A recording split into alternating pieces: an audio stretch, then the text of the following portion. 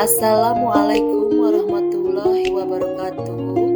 Bapak Ibu guru hebat, perkenalkan nama saya Trisna Suhesti, calon guru penggerak angkatan 9 SD Negeri 3 Cibuah, Kabupaten Lebak, Provinsi Banten. Izinkan saya untuk memaparkan tugas aksi nyata modul 1.4 budaya positif. Berikut ini rancangan aksi nyata saya. Latar belakang. Belum menyeluruhnya pemahaman warga sekolah, terutama guru, tentang penerapan konsep-konsep budaya positif di sekolah, seperti disiplin positif, motivasi perilaku manusia, posisi kontrol guru, pembuatan keyakinan kelas, dan penerapan segitiga restitusi. Diharapkan jika seluruh konsep inti dipahami oleh seluruh warga sekolah, maka akan terbangun budaya positif yang baik di lingkungan sekolah. Selanjutnya adalah tujuan aksi nyata. 1. Untuk meningkatkan pengetahuan dan pemahaman tentang nilai budaya positif. 2. Terbentuknya motivasi intrinsik pada murid dengan pembuatan keyakinan kelas. Tolak ukur. Terlaksananya diseminasi konsep inti budaya positif, terbentuknya keyakinan kelas melalui kegiatan kesepakatan kelas yang dilakukan bersama dengan peserta didik, serta diharapkan dapat menerapkan dan menjalankan keyakinan kelas yang telah dibuat. Selanjutnya, lini masa tindakan. 1. Berdiskusi dengan kepala sekolah dan menjelaskan pentingnya menanamkan konsep budaya positif di sekolah. 2. Meminta izin kepala sekolah untuk mendiseminasikan budaya positif ini dengan rekan sejawat. 3. Mengundang para guru atau rekan sejawat untuk mengikuti diseminasi tentang budaya positif. 4. Membuat keyakinan kelas. Dukungan yang dibutuhkan adalah 1. Dukungan dari kepala sekolah untuk terus memantau budaya positif di sekolah serta berkolaborasi dengan rekan sejawat agar budaya positif ini bisa berjalan dengan efektif. 2. Kerjasama orang tua atau wali murid agar bisa menanamkan budaya positif di rumah. Berikut ini kegiatan diseminasi di sekolah mengenai pemahaman dan pengalaman budaya positif. Bismillahirrahmanirrahim. Assalamualaikum warahmatullahi wabarakatuh. Waalaikumsalam warahmatullahi wabarakatuh. Yang terhormat Bapak Kepala Sekolah SD Negeri 3 Cibuah dan rekan-rekan guru SD Negeri 3 Cibuah.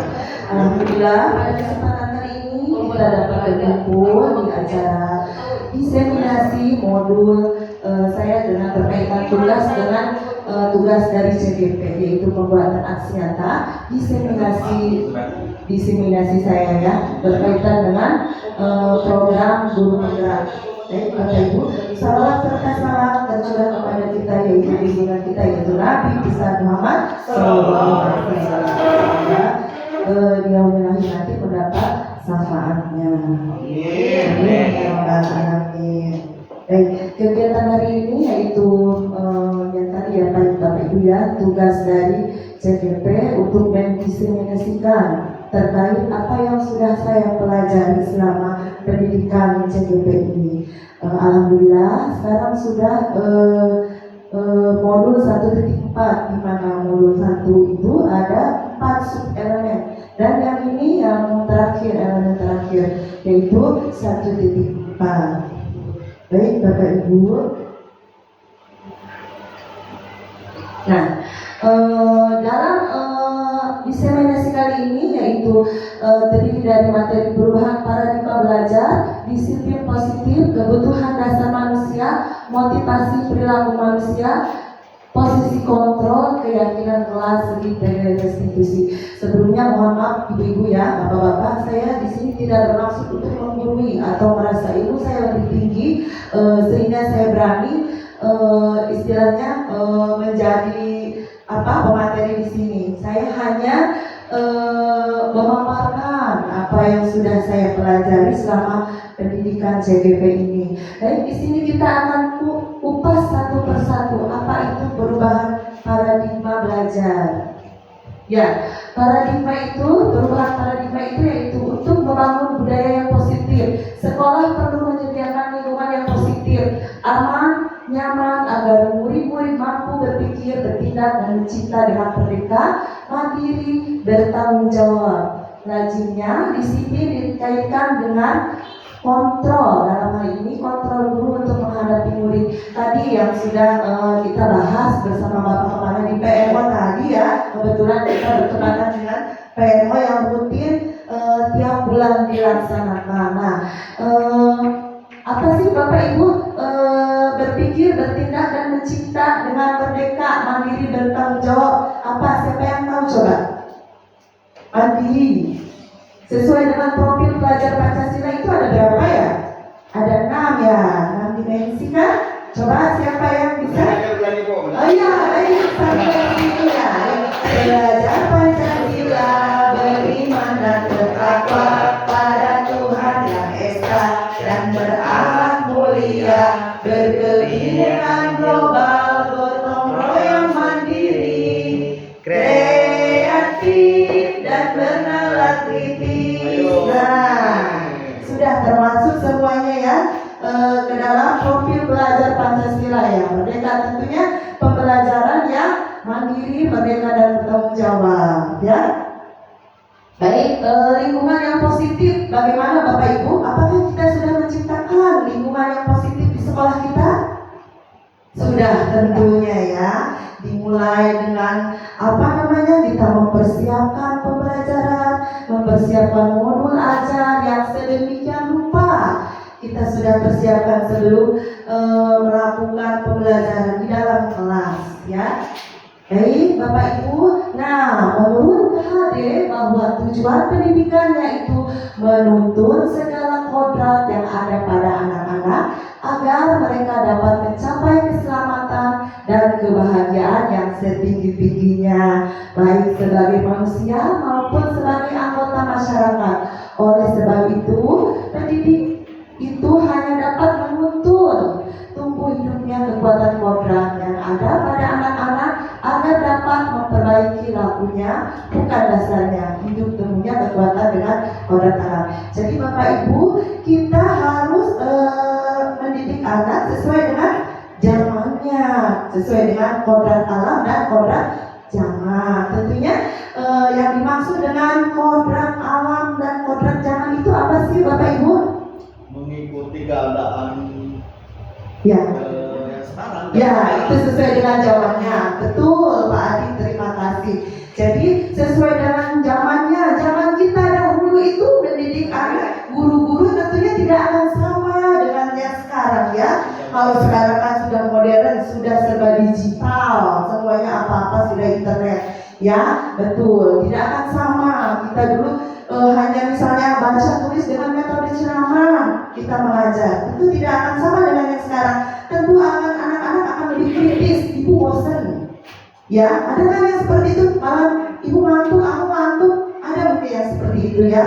Ya kita temui di dalam kelas. Ibu pulang. Ya ibu pulang, ibu kapan pulang sih? Ini sudah jam 12 katanya, ada yang seperti itu ya. Jadi kalau ya ya betul. Baik, kalau misalnya tadi kodrat zaman ya, kodrat alam. Kalau misalkan kodrat alam bagaimana Bapak Ibu? Nah, tentunya alam misalnya kita berada di Kecamatan Marugulung tidak akan sama dengan di Provinsi Jawa Timur misalnya misalnya. Ya, kebiasaan-kebiasaan kita di sini misalnya tidak akan sama dengan daerah lain. Tentunya seperti itu ya. Ya, tadi menuntut sesuai dengan kodrat alam dan kodrat zaman. Ya, ya. Baik, Bapak Ibu, kita lanjut dengan makna disiplin. Mungkin ada yang tahu apa itu sih disiplin? Kita sering ngomong-ngomong disiplin. Anak-anak, kalian harus disiplin. Nah, tentunya makna dari kata disiplin itu mungkin apa ya? Taat kepada aturan. Nah, betul Pak. Terima kasih Bapak Kepala. Taat kepada aturan. Nah, misalnya kita setiap hari Senin disiplin. Anak-anak sudah melaksanakan disiplin, sudah sadar sekali ya tentang kebiasaan atau praktik baik kita setiap hari Senin itu yaitu upacara, mengikuti upacara. Jadi sudah terbiasa, tidak perlu diingatkan lagi ya dengan peraturan disiplin di sini. Baik, Bapak Ibu. Nah, dalam budaya kita disiplin menjadi sesuatu hal yang harus dilakukan sesuai pada orang lain untuk menjadikan kepatuhan. Kita cenderung menghubungkan kata disiplin dengan ketidaknyamanan. Nah, bagaimana nih Bapak Ibu nih sebagai pendidik? Tentunya tujuan kita adalah menciptakan anak-anak yang memiliki disiplin diri sehingga mereka bisa berperilaku dengan mengadu pada nilai-nilai kebajikan universal dan memiliki motivasi intrinsik dan ekstrinsi. Nah, Bapak Ibu, mungkin dalam kalimat-kalimat ini ada yang asing ya, intrinsik dan ekstrinsi. Mungkin ada yang tahu motivasi intrinsik dan bukan ekstrinsi. Muncul dari itu. Ya, kalau in berarti motivasi yang timbul dari dalam. Contohnya bagaimana Bapak Ibu? Yang motivasi yang timbul dari dalam kita, tidak ada paksaan dari orang lain. Apa tuh? Nah, contohnya saya ingin belajar karena ada niat dari saya ingin pintar dan tidak ada paksaan dari orang lain. Inisiatif. Itu ya yang timbul dari dalam diri kita. Jadi kita ingin belajar itu dengan sungguh-sungguh karena niat kita ingin pintar, misalnya seperti itu. Sementara ekstrinsi itu apa ya? Dari luar tentunya. Ya, dari luar. Misalnya katanya saya ingin mengikuti perlombaan karena ada niat saya ingin dapat hadiah. Hadiahnya wah begitu besar misalnya 500 juta misalnya. Apa itu? Iya. Apa? Ekstrinsi karena ada dorongan dari luar, Pak. Kalau misalkan begini, dulu si Beben belum bisa baca. Ya. Karena dia udah punya pacar, bisa, oh itu masuk ke ekstrinsi apa? N dari luar, karena ada motivasi dari luar, ada dorongan dari luar. Ya, begitu kira-kira ya, Bapak Ibu ya. Termotivasi gitu Ya, motivasi. Ya, Malu dia. baik ya, karena sudah besar jadi malu ya. Nanti nggak bisa baca WA. Bagaimana ini katanya ya baca WA. Baik, selanjutnya Bapak Ibu, kebutuhan dasar manusia. Ya, seluruh perilaku yang dilakukan murid pada dasarnya memiliki tujuan tertentu. Murid memiliki kebutuhan dasar tertentu ketika melakukan suatu perbuatan. Kebutuhan tentang hidup, kebutuhan cinta dan kasih sayang, murid diterima dan dihargai, kebutuhan penguasaan, kebutuhan pengakuan atas kemampuan, kebutuhan kebebasan, yaitu kebutuhan akan pilihan, kebutuhan kesenangan, yaitu kebutuhan untuk merasa senang. Nah, ya kebutuhan dasar manusia itu secara global apa ya? Tidak terlepas dari kita nih kehidupan sehari-hari apa tuh? Sandang? Nah, iya itu ya. Intinya sama dengan kebutuhan peserta juga ya. Kebutuhannya itu tadi belajar, mendapatkan kasih sayang ya dari bapak dan ibu gurunya. Baik, Bapak Ibu. Nah, yang keempat, motivasi perilaku manusia.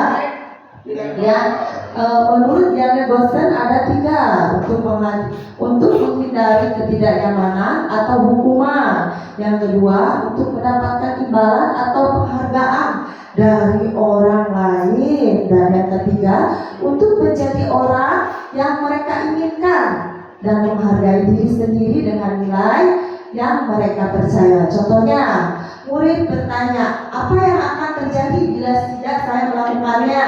Hal tersebut melakukan motivasi eksternal yang tadi ya berkaitan ya, berarti dari luar. Nah, contoh yang kedua, murid bertanya, apa yang akan saya dapatkan apabila saya melakukannya? Nah, itu juga sama, masih eksternal. Nah, yang ketiga nih, murid akan bertanya, akan menjadi orang seperti apa saya nanti? Nah, itu berkaitannya dengan apa? Cita-cita. Ya, betul Bapak Ibu. Nah, itu kalau cita-cita berarti dari diri sendiri, timbul dari dalam. Kita mempunyai cita-cita, tentunya mempunyai keinginan atau semangat untuk mencapai tujuan yang diinginkan, ya. Nah, ini tadi ya, motivasi sudah ada 2 ya. Motivasi ekstern dan intern. Murid melakukan disiplinan karena takut. Nah, ya, disiplin itu karena takut karena ada sanksi misalnya. Barangkali kalau selama ini kita sering memberi sanksi. Coba kita refleksi Bapak Ibu, apakah kita sering memberi sanksi kepada peserta didik? Sering, ya betul. Kalau kamu tidak upacara, kamu berdiri misalnya. Ya, hukuman misalnya ya. Nah, iya, tidak boleh. Betul, Bapak-bapak, tidak boleh. Kalau zaman sekarang memberi punishment itu tidak boleh tentunya ya. Ya, guru sebagai penghukum itu berarti ya. Murid melakukan kedisiplinan karena takut karena kena sanksi. Jadi kita menerapkan disiplin itu karena ada sanksi-sanksi yang harus dia ikuti misalnya nantinya. Kalau kamu tidak masuk kelas tepat waktu, kamu di luar tunggu saja misalnya.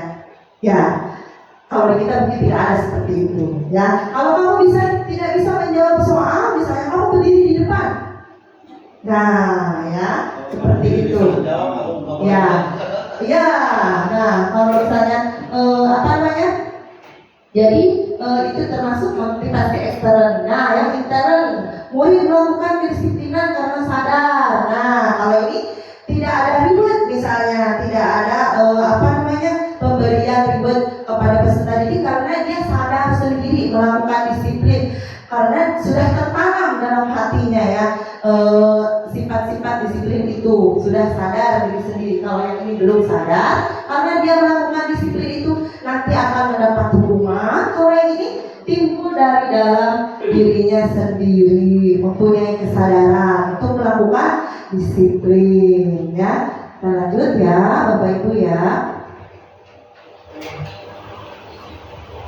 Nah, posisi kontrol guru. Nah, penghukum, pembuat rasa bersalah, memantau teman, atau yang paling tinggi manajer.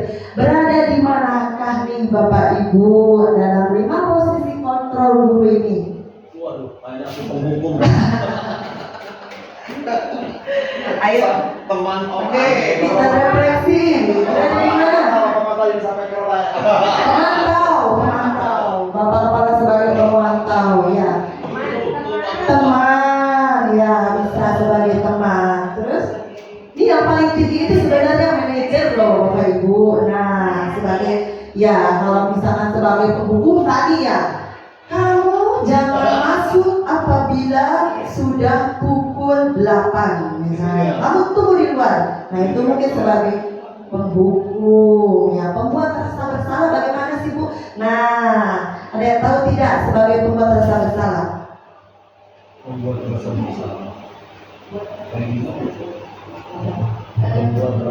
Iya. Nah, gini loh contohnya Bapak Ibu. Misalnya ada yang telat datang ke sekolah, terus ibu gurunya bilang seperti ini.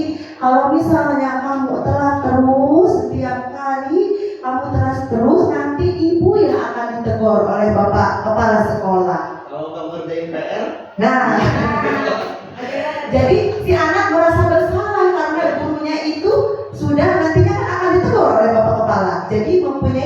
rasa bersalah tentunya ya. Ya, yang paling tinggi manajer ya, Bapak Ibu sesuai dengan di perusahaan juga kan manajer ya, manajemen. Ya, nah ini keterangannya, kasusnya nih contoh kasus, murid tidak memakai atribut lengkap saat upacara bendera. Nah, posisi kontrolnya sebagai penghukum, kalimatnya patuhi peraturan sekolah berdiri, katanya gitu ya. Nah, kalau posisi guru sebagai pembuat rasa bersalahnya begini, berapa kali ibu bilang sama kamu, ibu kecewa sama kamu. Nah, kalau posisi kontrol sebagai teman, kamu lagi, jangan gitu dong, ayo gabung dengan yang lain, untuk ada ibu. Nah, itu sebagai teman. Kalau sebagai pemantau, kamu sudah melanggar peraturan sekolah, kamu tahu konsekuensinya? Nanti saya cek kerjaan apa yang seharusnya kamu lakukan. Nah, ini yang posisi kontrol yang paling tinggi sebagai guru, yaitu kalimatnya, apakah kamu tahu kesalahan kamu? Apa kira-kira pendapatmu? Bagaimana cara memperbaiki kesalahan kamu? Nah, itu ya, yang sering yang paling tinggi, yaitu posisi manajer. Jadi tidak hanya memberitahu kamu salahnya di mana, misalnya gitu ya. Nah, pendapat kamu bagaimana memperbaiki kesalahannya. Jadi si anak itu sampai bisa berubah sendiri, memperbaiki kesalahannya dia, tanpa ada paksaan, tanpa ada reward ya, dan yang lain-lain. Jadi dia sadar akan kesalahannya sendiri dan mau memperbaiki kesalahannya. Jadi Bapak Ibu sudah ada di posisi tadi, kalau Pak A di penghukum, ya Pak A ya. kalau Bu ini teman, nah kalau teman, kamu lagi. Ya, baik, kita lanjut ya.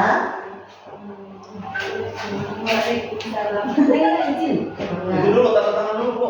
Ya, keyakinan kelas selanjutnya. Keyakinan kelas adalah nilai-nilai kebajikan atau prinsip-prinsip universal yang disepakati bersama secara universal, lepas dari latar belakang suku, negara, bahasa maupun agama.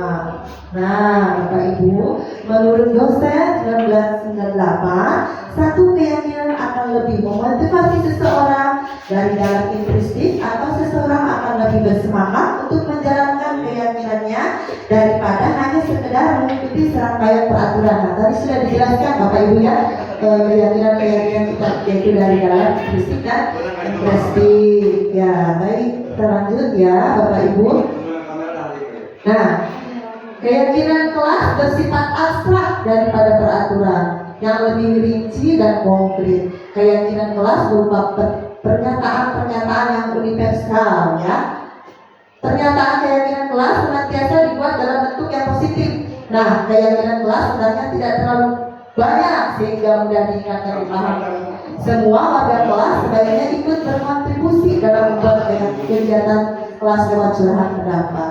Bersedia meninjau kembali keyakinan kelas dari waktu ke waktu ya. Itu tadi pembentukan keyakinan kelas. Nah, Bapak Ibu, apakah di kelas sudah membuat keyakinan kelas? Tentunya kalau kesepakatan kelas sudah ya. Kalau keyakinan kelas, kalau kelas 1 sih sudah ya. Nah, bagaimana cara membuat, cara pembentukannya? Nah, sedikit saja Bapak Ibu asal mudah diingat ya, sesuai dengan kondisi kelas dan mudah diterapkan, dibuat dalam bentuk yang positif. Nah, ini contohnya Bapak Ibu, keyakinan kelas 1 ya, saling menyayangi, saling tolong-menolong, menjaga kebersihan kelas, melaksanakan tata tertib kelas dan sekolah. Ya, lanjut. Restitusi. Apa itu restitusi? Ya, proses menciptakan kondisi bagi murid untuk memperbaiki kesalahan mereka sehingga mereka bisa kembali kepada kelompok mereka. Ya, menurut Dosen 2024 ya, menciptakan kondisi yang memperbaiki kesalahannya. Jadi ketika dia bersalah, dia akan memperbaiki kesalahannya tanpa ada teguran dari siapapun. Jadi sadar diri sendiri ya. Ya. Nih, kasusnya nih, murid disuruh ya ketika datang ke sekolah, datang terlambat. Ya, perbedaannya ya tadi ya dengan apa tadi, penerapan restitusi. Kasusnya murid datang terlambat ke sekolah, perbedaannya nih kalau tadi keyakinan kelas, hukuman murid disuruh berdiri di depan kelas, guru marah-marah ke murid disuruh menulis, saya tidak akan terlambat lagi 100 halaman. Ya, itu bentuk hukuman ya. Ya, kalau misalnya konsekuensinya guru memberikan konsekuensi berada di dalam kelas selama jam istirahat berlangsung. Guru tegas dan murid menghormati peraturan. Kalau restitusi, guru menanyai keyakinan yang telah disepakati, guru membantu menyelesaikan masalah. Murid terbuka dan menghormati orang lain. Jadi restitusi itu, nah beda ya Bapak Ibu. Kalau menghukum, memberikan hukuman, kalau konsekuensi misalnya kamu sudah tahu kesalahan kamu, konsekuensinya apa kalau kamu tidak mengerjakan PR? Nah, itu kan sudah disepakati bersama ya. Kalau restitusi ditanya dulu ya, disepakati dulu semua kesepakatannya. Kamu setuju dengan, jadi murid yang nantinya yang memberikan ide-idenya berasal dari murid, kemudian disepakati bersama. Jadi dia tahu kesalahannya di mana dan dia mau berubah lebih baik lagi.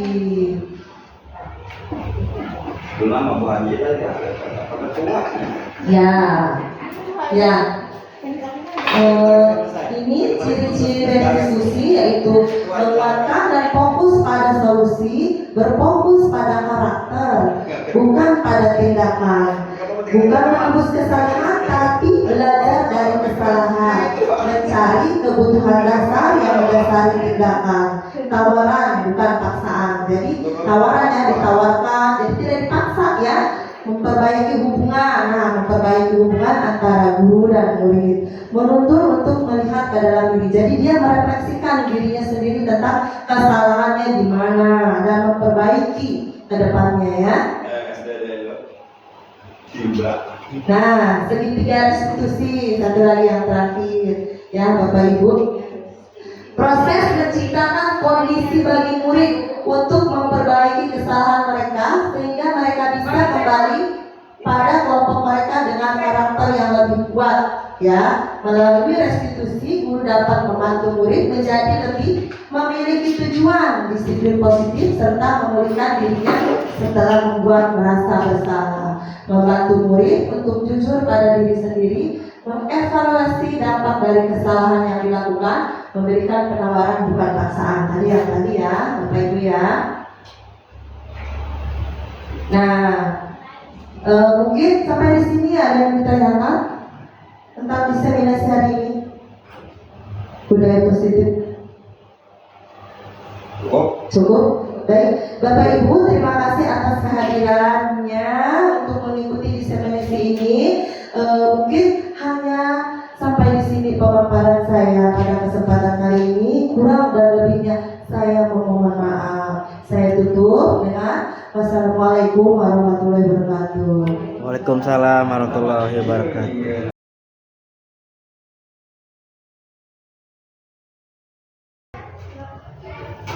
Assalamualaikum warahmatullahi wabarakatuh. Waalaikumsalam warahmatullahi wabarakatuh.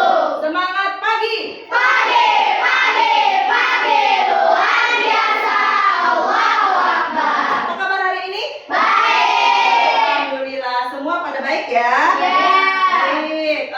Pada hari ini Ibu mau membuat sesuatu hal yang baru, yaitu keyakinan kelas. Sebelumnya kita ice breaking dulu ya. Tepuk semangat.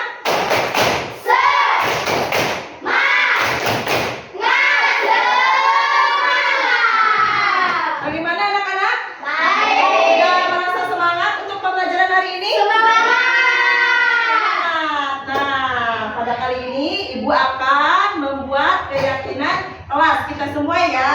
kelas ini akan membuat keyakinan kelas.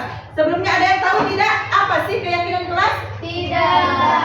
Tidak. Nah, Ibu akan jelaskan di sini ya. Keyakinan kelas itu sama dengan peraturan yang ada di sekolah kita ya. Yang sering kita bacakan setiap hari Senin ketika lagi di upacara itu kan suka ada ya. Ya. Tata tertib sekolah, suka dengar kan? Ya. Nah, itu hampir mirip dengan itu. Ya, cuma bedanya kalau keyakinan kelas ini kita yang membuat. Nanti kalian yang membuat, kemudian nanti tuliskan di sini ya tentang keyakinan-keyakinan kelas yang kalian mau buat ya. Kalian boleh bebas apa saja, tetapi ada hal-hal yang harus diperhatikan di dalam memilih keyakinan kelas, yaitu bahasanya bersifat universal. Artinya apa, Bu? Nah, di dalam membuat keyakinan kelas, kalian tidak boleh menggunakan kalimat negatif. Bagaimana, Bu, kalimat negatif? Contohnya, Ibu kasih contoh ya. Tidak membuang sampah sembarangan. Nah, di depannya itu terdapat kata tidak. Tidak itu berarti kalimatnya negatif. Yang benar apa? Buanglah sampah. Kemudian apa lagi? Tidak boleh buang sampah di bawah meja. Di bawah meja. Nah, sama itu juga menjaga kebersihan. Contohnya apa lagi? Tidak boleh terlambat. Yang benar apa kalimatnya? Tidak boleh. Bukan, jangan menggunakan kata tidak, anak-anak. Datang ke sekolah tepat waktu. Nah, apa lagi? Ayo, coba berpikir lagi apa lagi? Apa lagi? Ayo. Ya, apa lagi? Menurut kalian apa lagi nih? Apa? Tidak boleh bolos umpamanya. Coba kalimat yang baiknya apa? Tuh, jangan bolos, jangan sama tidak itu sama, anak-anak. Apa?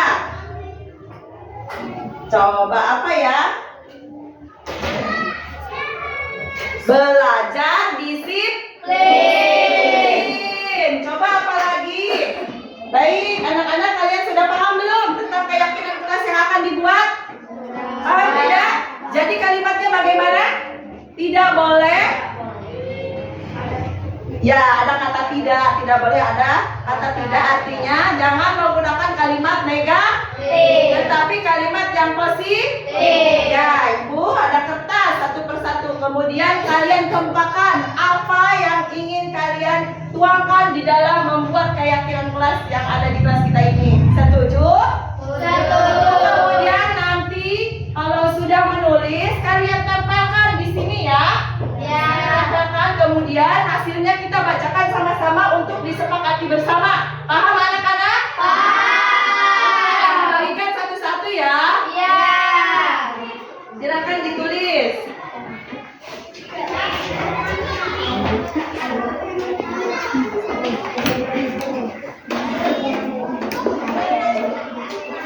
Silakan ditulis.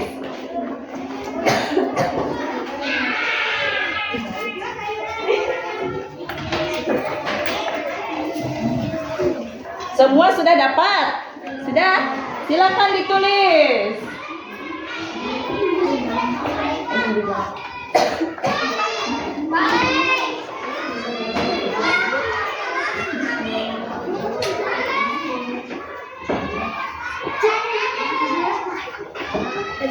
Gimana kalau sama? Gak apa-apa kalau sama. Jangan lupa ditulis namanya ya, biar Ibu tahu ya. Ditulis namanya, nama kalian siapa, kemudian sebutkan keyakinan kelasnya apa. Ayo.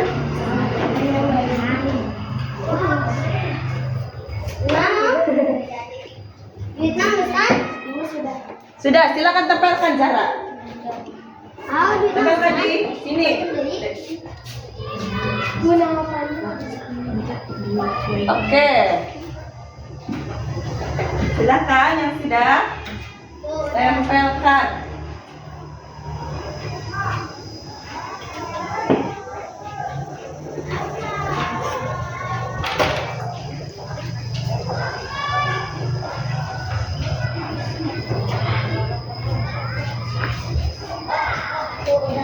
Silakan.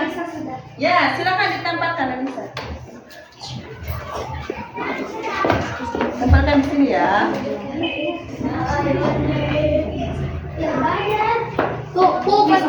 Ya. Diambil. Tempatkan di sini. Udah. Nih.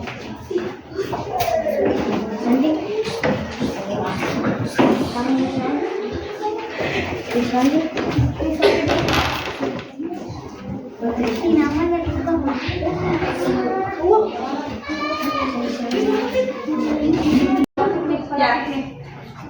Diambil. Tempatkan di sini. Udah. Nih.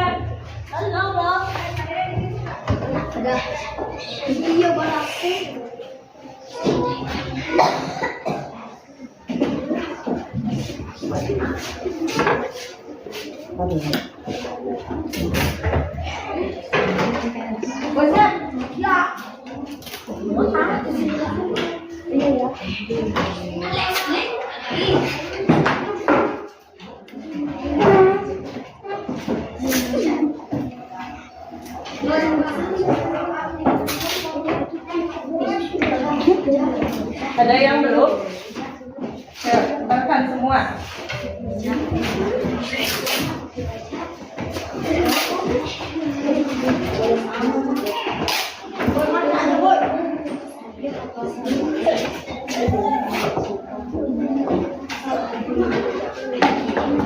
Sudah semua anak-anak?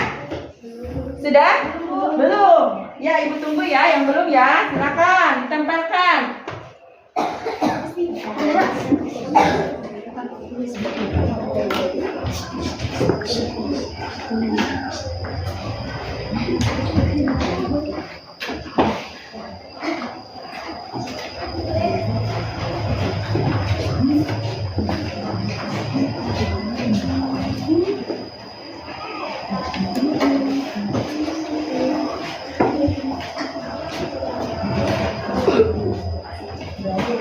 Oke, semua sudah?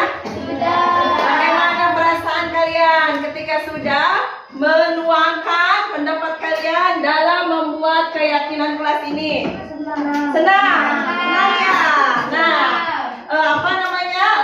kalimat-kalimat kalian ini tentang keyakinan kelas ini tentunya ada nilai-nilai positif tentang disiplin positif yang harus kita jalani atau kita lakukan, yaitu disiplin positif.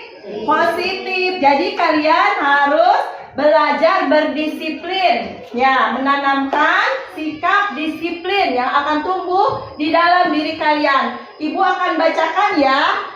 Nih, membuang sampah pada tempatnya. Azahra, Azahra. Elisa, belajar dengan disiplin. Itu kalimat positif atau negatif? Positif, ya. Datang ke sekolah tepat waktu. Denny, positif apa negatif? Positif. Oke, jangan buang sampah ke dalam laci ya. Nah, siapa nih? Aku itu kalimat negatif atau positif? Negatif. Karena ada apa? Jangan. Ya, kalian sudah paham ya? Ibu bilang tadi jangan menggunakan kalimat negatif. Di sini terdapat kata jangan yang betul bagaimana anak-anak? Buanglah Buang sampah pada Oke. Dan belajar dengan tertib. Positif apa negatif? Positif. Oke. Nah, ini lagi Naima, dilarang membuang sampah di meja. Positif apa negatif? Positif. Dilarang. Dilarang. Negatif. Negatif. Yang betul bagaimana? Membuang sampah di tempat Sampah. Ya, nih Ihsan. Datang ke sekolah tepat waktu. Positif apa negatif? Positif. Oke, sudah. Ya. Membuang sampah pada tempatnya ada yang sama ya. Berbicara sopan kepada guru atau kakak kelas. Positif apa negatif? Positif. Positif ya. Nisa, merusak tanaman hal yang buruk. Yang betul bagaimana? Itu kalimat positif apa negatif? Negatif. Negatif. Merusak tanaman. Yang betul jagalah tanaman dengan ya. Jangan membuang sampah sembarangan. Positif apa negatif? Positif. Ini negatif. Jangan. Ya, kalau ada jangan atau tidak itu kalimat yang negatif. Kita dalam pembuatan keyakinan kelas jangan menggunakan kalimat negatif. Oke, jadi nanti kita simpulkan ya bagaimana terbentuk keyakinan kelas di kelas kita ini. Untuk kemudian kalian sepakati bersama dan lakukan bersama. Paham anak-anak? Oke.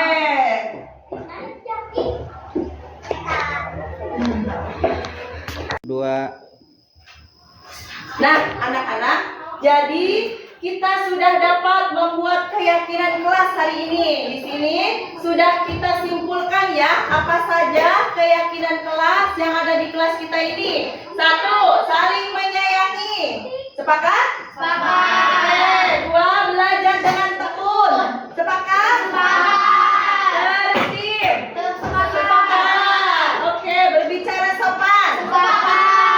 Datang ke sekolah tepat waktu. Sepakat ya? Jadi kalau kalian sudah sepakat, kemudian kalian harus menjalankannya karena ini adalah keyakinan kelas. Siapa yang membuat?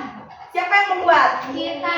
Kalian sendiri tentunya ya, bukan ibu yang membuat. Melalui tadi ya, melalui apa namanya yang kalian tulis tadi ya, sesuai dengan kalimat yang kalian tulis. Jadi ini kesepakatannya. Jadi kalian harus apa coba? Harus menjalankannya. Setuju? Anak-anak, ibu ucapkan terima kasih pada pertemuan kali ini. Kita sudah dapat membuat keyakinan kelas. Bagaimana, masih semangat? Sekali lagi tepuk semangat.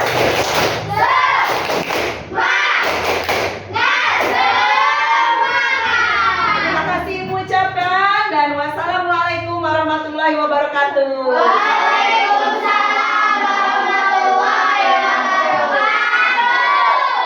Jarak testimoni. Nama saya Eri, saya senang karena sudah belajar membuat keyakinan kelas dan saya akan menjalankannya. Dalam